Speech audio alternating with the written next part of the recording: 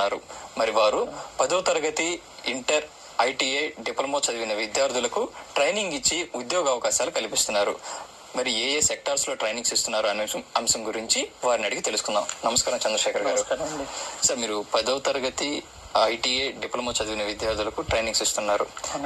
involute institute of technical training అంటే ఎక్కడ స్థాపించారు, ఎప్పుడు స్థాపించారు,